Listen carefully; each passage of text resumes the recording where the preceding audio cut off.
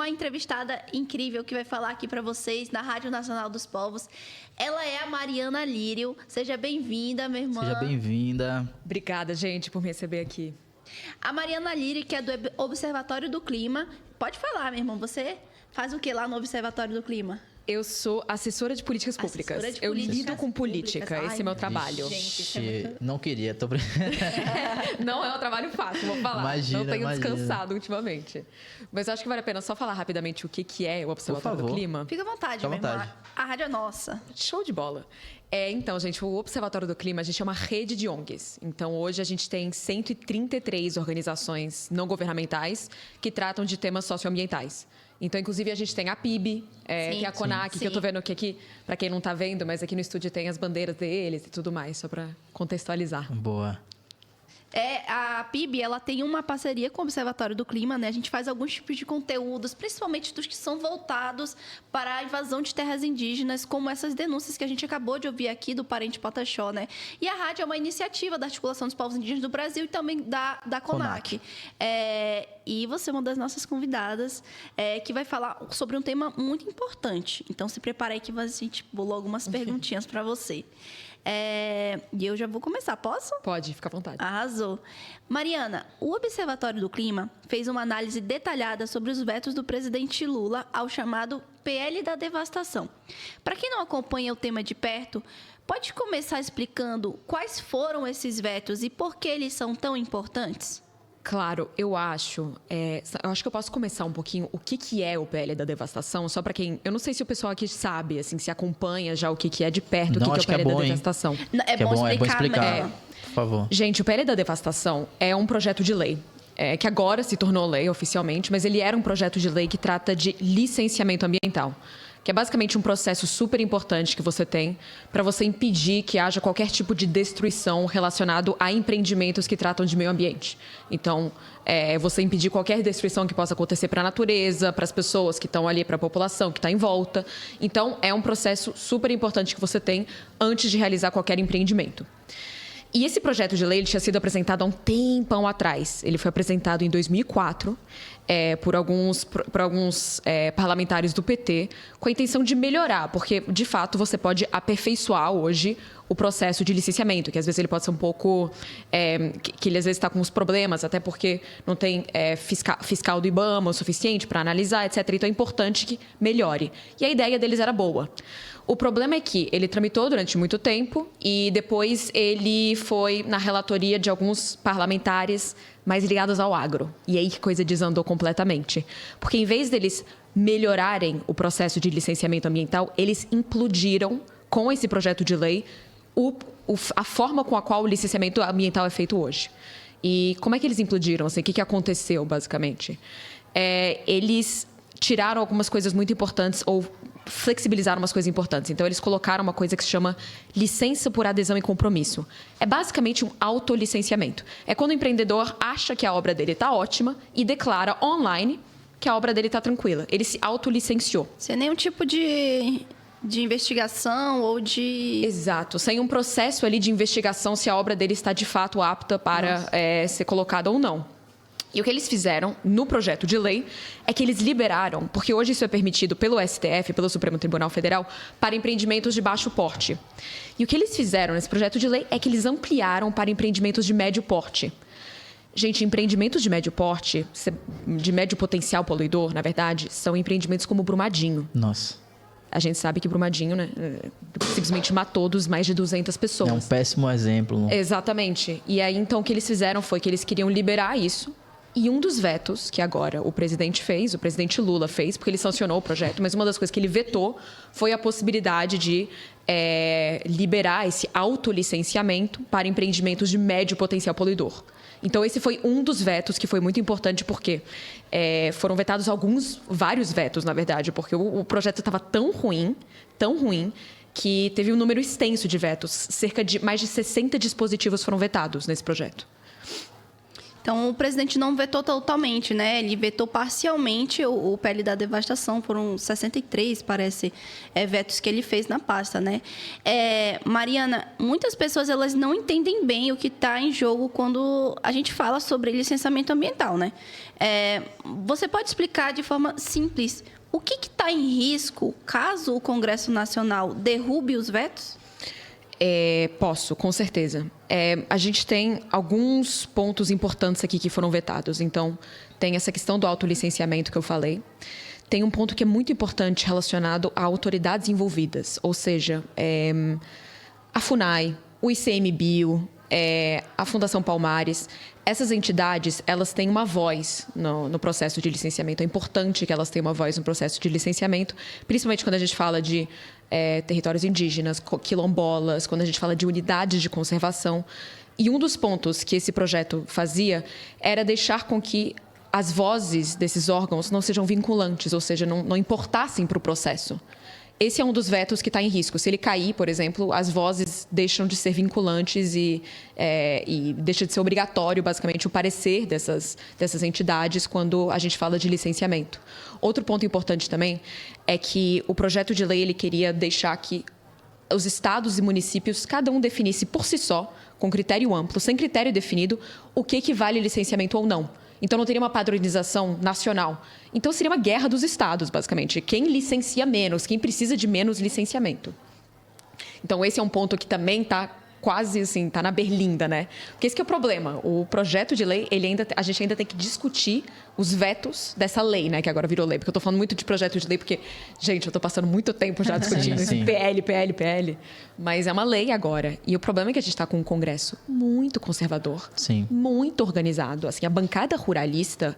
E não é só a bancada ruralista. Você tem ali a indústria que está envolvida. Tem uma série de setor do lobby, do setor privado, que está bancando fortissimamente a queda desses vetos. A gente ouviu que eles estão querendo a queda de pelo menos 50 de 66 desses vetos, dos mais de 60 vetos que tem hoje. E querem votar logo, inclusive, a derrubada deles. Então, isso está tramitando a toda velocidade, né? Então, vai para o Congresso, vai para o Senado, foi para a presidência, depois volta novamente, né? E eles não... Se isso for derrubado, não vai ter consulta nenhuma para povos indígenas e nem os cientistas, né? Que esse ICMBio e FUNAI fora das consultas por licenciamento, né? Nossa, que grave. Exatamente. E o Observatório do Clima já apontou que as aprovações desse projeto seriam um retrocesso para a proteção do meio ambiente. Aí eu te pergunto, né? Quais seriam as consequências práticas no dia a dia das comunidades e também para todo o país, né? Nesse caso. Tem um ponto específico que eu deixei de mencionar e ele é importante porque ele abarca vários retrocessos juntos. Sim. E é uma coisa que está valendo neste exato momento, que se chama licença ambiental especial. E o problema dela é que ela foi aprovada por medida provisória e ela vai, basicamente, define que um conselho de governo pode definir o que vale como prioridade para licenciar num prazo curtíssimo. Então, você tem 1 ano para definir o que pode licenciar. E aí entra tudo. Então, entra, por exemplo, exploração de petróleo. E aí que a gente está falando de um tema super delicado, e a gente vem falando bastante disso, por exemplo, que é a Foz do Amazonas. Então, você começa a liberar esse tipo de empreendimento com uma velocidade muito rápida, sem você analisar com calma os processos, você pode criar uma onda de retrocessos ambientais para a saúde, para a população, que é muito grave.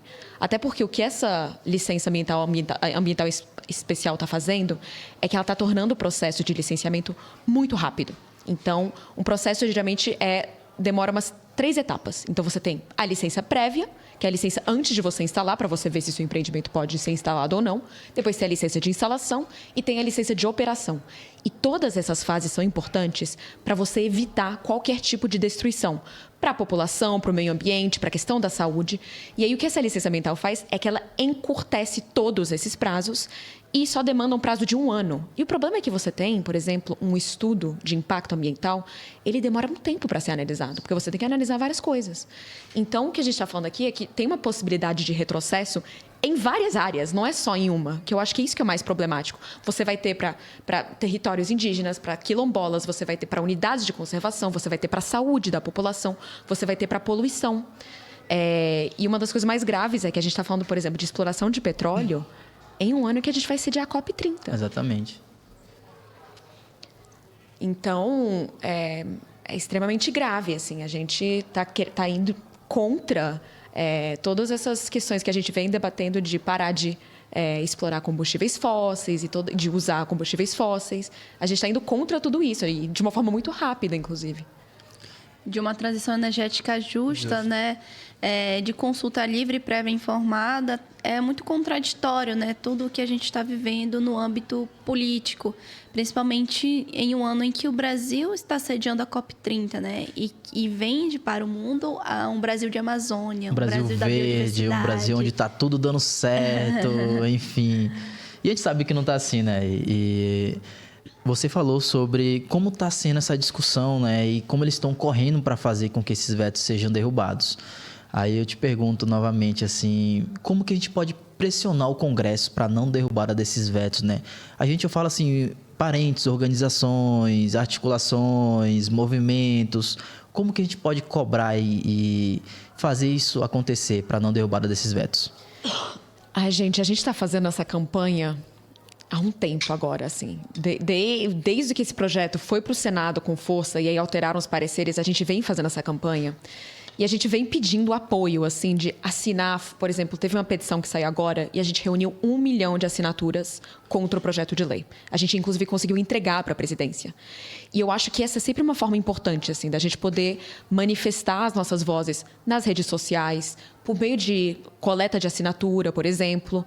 O problema é que a gente, né, não tem a força que o agro tem, a gente não tem a grana que o agro tem, somos cidadãos e a gente está querendo proteger nossos direitos. Então, é muito mais difícil. Mas as nossas vozes são importantes. Então, é importante a gente conseguir ali. Deixa um comentário no presidente Hugo Mota, no Davi Alcolumbre, né, que são o presidente da Câmara dos Deputados, o presidente do Senado.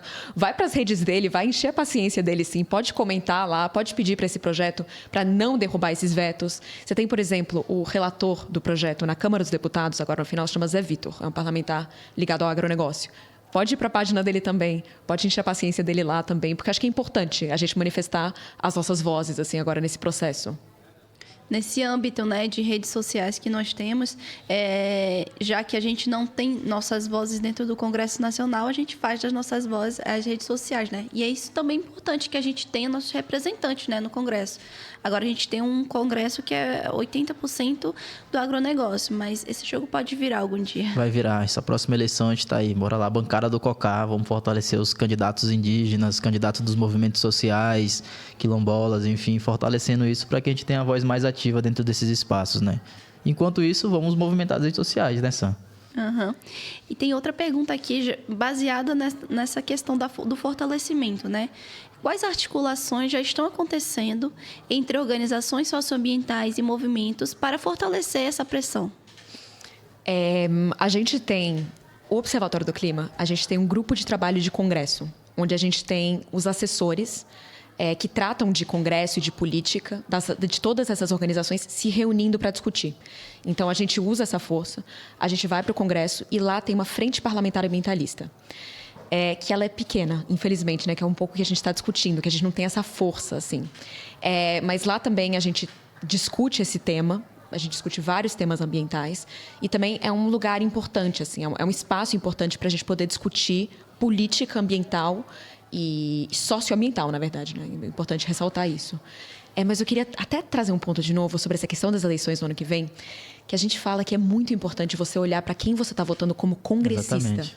Porque a gente não fala tanto disso, assim. A gente votou pelo presidente Lula, é importante.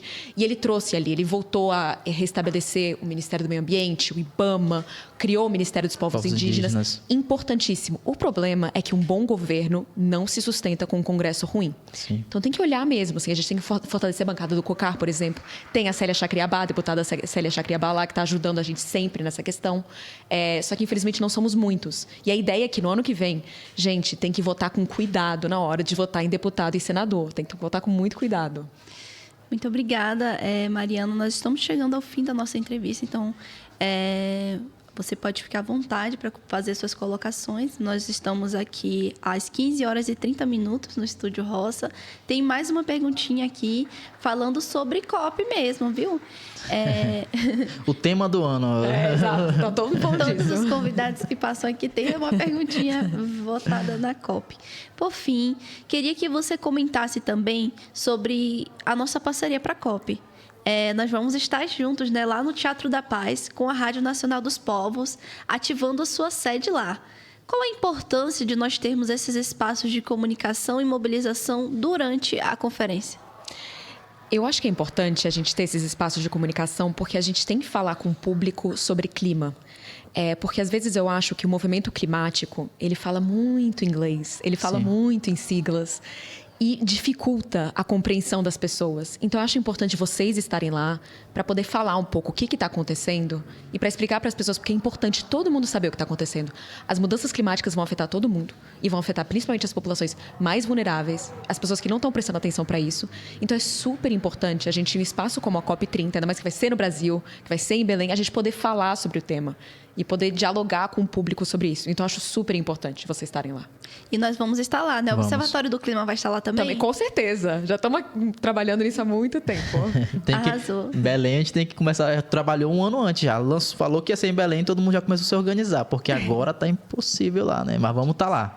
Vamos estar lá, a gente vai estar falando sobre isso, a gente vai estar falando também sobre as questões, inclusive, do racismo ambiental, né? Que é exatamente isso. A gente tem que trazer esse tema para discussão, para que as pessoas possam compreender que quem sofre quando essas pessoas decidem sobre o nosso futuro, somos nós, não são eles, né? Exatamente. Somos nós, são as comunidades indígenas, periferias, enfim, somos nós que estamos sofrendo todas essas questões climáticas, né? E precisa falar disso de uma forma que as pessoas possam estar compreendendo. Estamos aqui para isso, né, Sam? Isso mesmo. Hein, Mari, esse é o momento que você vai dar os seus informes para as pessoas que estão nos ouvindo, mandar abraços, né? Inclusive, queria já mandar aqui um abraço para o André Banil e para o Ivanildo eu vou entrar na Pinheiro, fila, que hein? estão ouvindo a rádio. E muitas pessoas que estão ouvindo, viu? Tem muitas pessoas online que estão ouvindo a nossa Rádio Nacional dos Povos. Pessoal, nós estamos aqui com a Mariana Lírio, que é do Observatório do Clima. A gente fez uma entrevista incrível aqui com ela. E ela vai dar aqui as suas palavras para vocês seguirem ela nas redes sociais, para vocês acompanharem o trabalho dela e do Observatório do Clima. Fica à vontade, minha irmã. Ai, gente, eu sou meio tímida. Eu não uso redes sociais muito. Não, eu sou super offline. mesmo? Não. Juro, mas sigam o Observatório do Clima. A gente está lá divulgando todo o nosso trabalho e lá a gente divulga, por exemplo, quando tem campanha para coleta de assinatura, todas essas questões onde a gente quer mobilizar a população, a gente coloca tudo lá. Então, nos sigam por lá, que a gente está lá trabalhando todos os dias para fazer esse país um pouco mais justo e sustentável. E obrigada por me receber, pessoal. Muito obrigado, Mariana. Muito obrigado pela participação. Ficamos muito felizes com a sua presença aqui e eu acho que todos os nossos ouvintes também.